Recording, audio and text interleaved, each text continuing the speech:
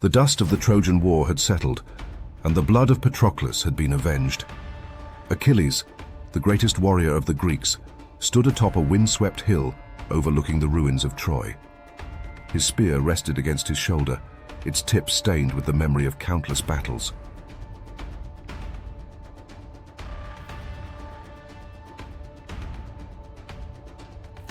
Yet, as the sun dipped below the horizon, casting a golden glow over the shattered city, Achilles felt no triumph. The fire that had once burned in his chest, a raging inferno of vengeance, had dwindled to embers. He had slain Hector, honored his fallen friend, and brought glory to his name. But what now? What purpose remained for a man whose life had been defined by war? The question gnawed at him as he wandered the shores of the Aegean, his sandals sinking into the sand. The waves whispered secrets, but they offered no answers. It was then that he decided to seek the Oracle of Delphi, the sacred voice of the gods. If anyone could guide him, it would be the Pythia, whose words bridged the mortal and divine.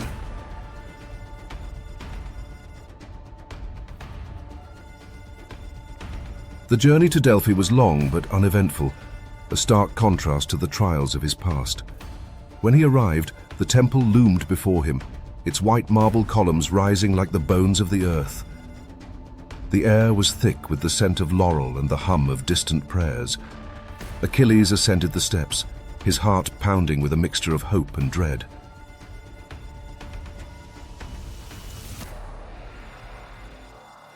He entered the inner sanctum, where the Pythia sat atop her tripod, her eyes closed as if peering into another realm. "Great Oracle," Achilles said, kneeling before her, "I have avenged my friend Patroclus and brought ruin to Troy. But now I am adrift, a ship without a course. Tell me, what path lies ahead?" The Pythia's eyes opened, and her gaze pierced through him like a spear.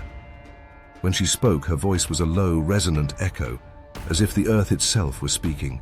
"Achilles, son of Peleus, your mortal deeds have shaken the heavens, but your destiny is not yet fulfilled.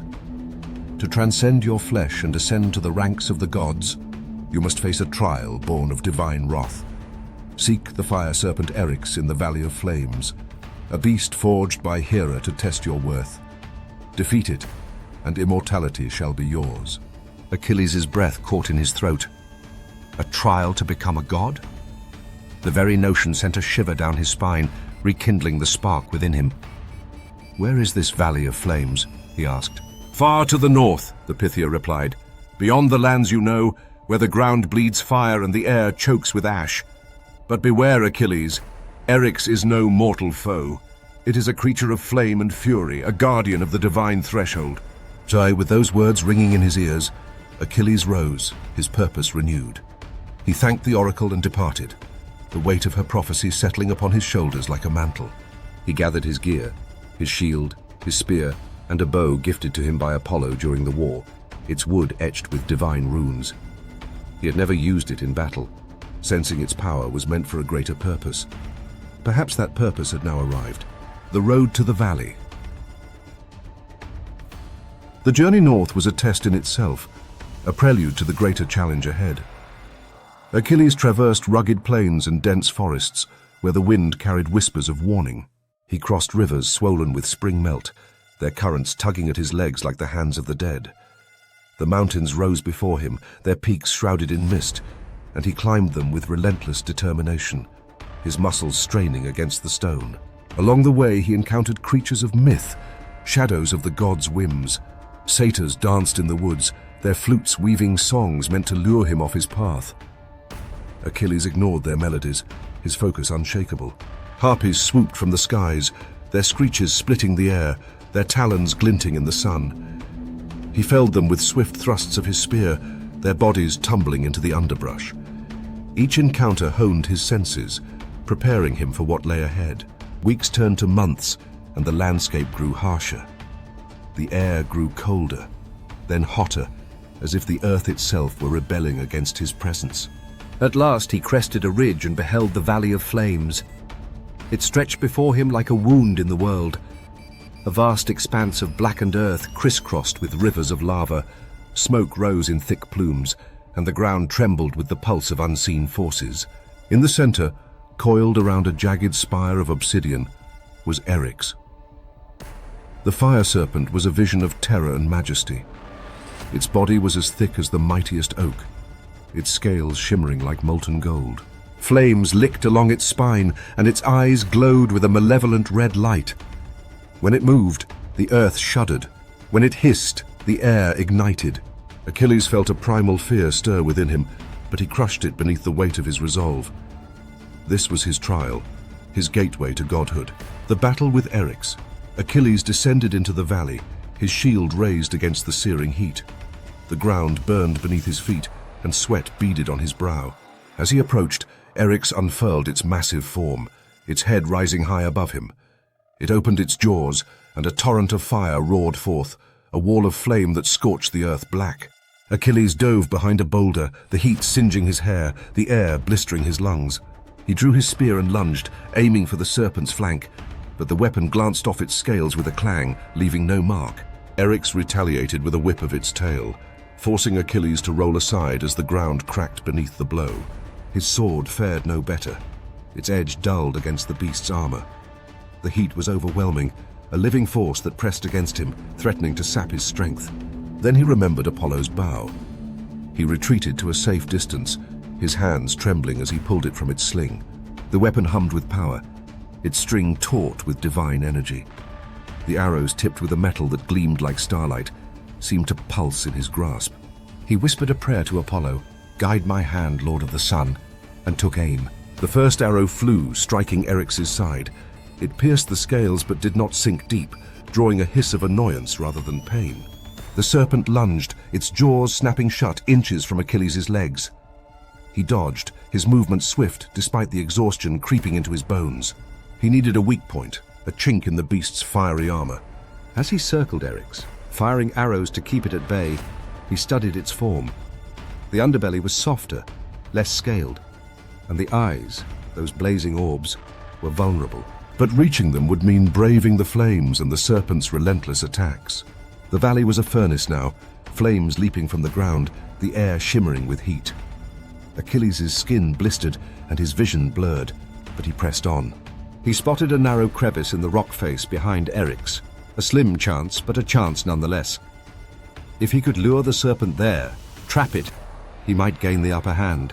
He shouted, taunting the beast, firing arrows into its snout. Enraged, Eryx slithered after him, its body a wave of fire and scales. Achilles sprinted to the crevice, slipping inside as the serpent's head followed, its jaws snapping at the air. The space was tight, the walls pressing against him, but Eryx was too large to fully enter, its head wedged in the opening, thrashing in fury. Achilles seized the moment. He nocked an arrow, aimed for the glowing eye, and released.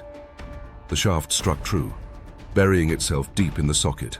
Eryx roared, a sound that shook the valley, its body convulsing in pain. Climbing onto the serpent's head, Achilles used its scales as footholds, ignoring the burn searing his hands.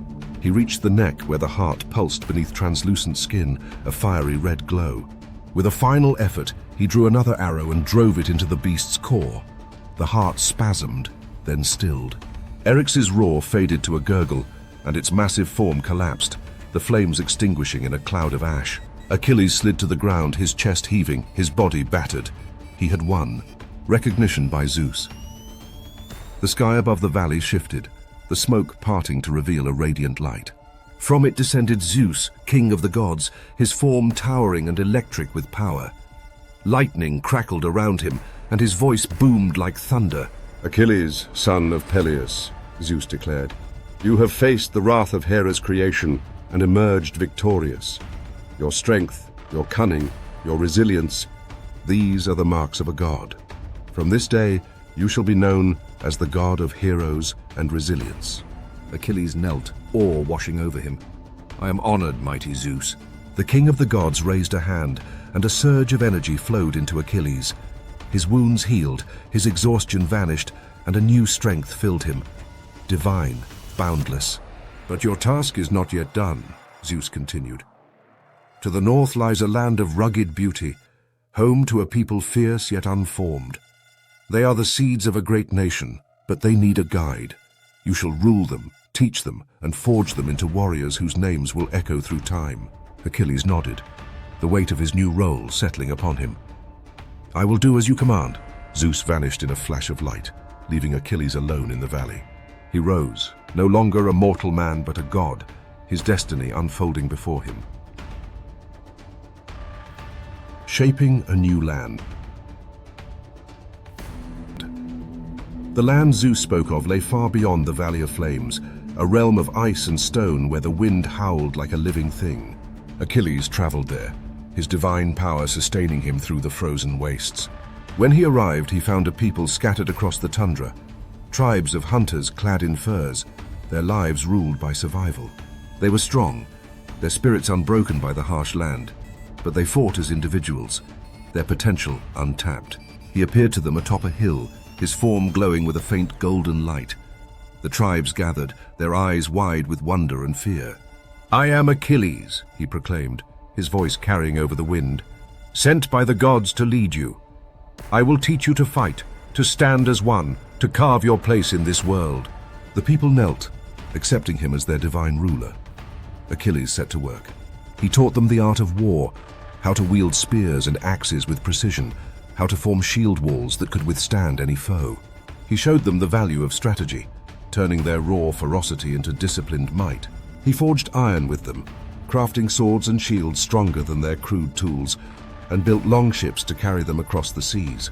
Beyond combat, he instilled a code of honor. "Fight with courage," he told them, "but respect your enemy. Stand together, for a lone warrior falls where a united people endure." He shared tales of Troy, of Patroclus, of the trials that had shaped him, and the tribes listened, their fires burning late into the night. Years passed, and the scattered tribes became a nation. They called themselves the Vikinger, the Wanderers, the Warriors, and their longships ventured forth, exploring and conquering distant shores. Their halls rose from the earth, carved with runes that told of Achilles' deeds. They became a people of strength and unity, their culture rooted in the lessons of their god. A legacy forged. One night, as the northern lights painted the sky in hues of green and gold, Achilles stood atop a cliff, gazing at the land he had shaped. The emptiness that had once haunted him was gone, replaced by pride and purpose. He had transcended mortality, not just in body but in spirit, leaving a mark that would endure beyond his time. He thought of Patroclus, imagining his friend's smile. "I've found my path," he murmured to the wind. "Rest well, old friend." Far below, the Vikings sang songs of their god, the god of heroes and resilience, whose strength had lifted them from the shadows. Achilles knew his journey was not an end, but a beginning. His legacy would live on in the clash of steel, the creak of oars, and the unyielding spirit of a people he had forged. And so Achilles, once a warrior of Troy, became a god of the north, his name forever woven into the tapestry of myth and history.